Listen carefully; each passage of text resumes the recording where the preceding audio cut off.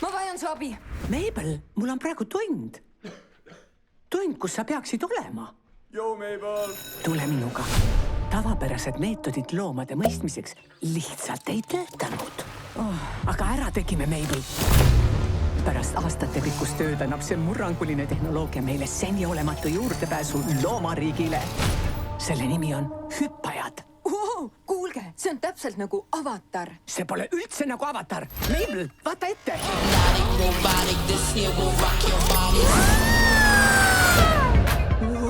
Ja nad olid samas pesas. Ei ole. Ma saan teist aru. Kas mis värk siis on? See on vapussaam! Sel kevadel. Tšau! Mis su nimi on, Kobras? Mabel? Kui tahad siin elada, õpi digireeglid ära. Mis on digireeglid? Ma teen terve päeva vabaks. Kõik koos, suur aplaus Mabelile! Reegel number 1. Ära jää võõraks. Näete head välja. Fran, Tomla, Kwanda, Mara, Prudence, Pets, Peeter, Peta. Ja, rahvast on palju, aga me oleme elus. Reegel number 2. Kui pead sööma, söö. Kust ta selle väikse krooni sai? Seda sa küsidki.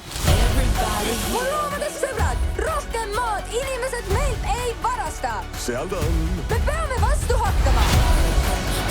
Temast on kujunenud Jean Tarki tüüpi mässuline juht. Kuuli mind, me ei kasuta hüppamistehnikat, et looduslikku tasakaalu rikkuda. Ta leidis nuppu üles. Loomade nõukogu on kokku kutsutud.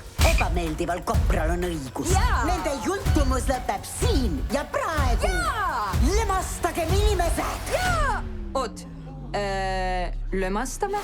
Nad lömastavad meid. Miks me ei võiks neid lömastada?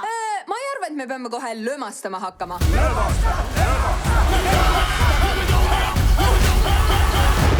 See oli rets. Hüppajad. Out of control. Viska siia! Su elu on ohus. Sa pead tegema täpselt nii, nagu ütleme. Harry. LOL. Ma mõtlesin Jerry. Sõida kohe kosmoseraketti. Varsti kinodes.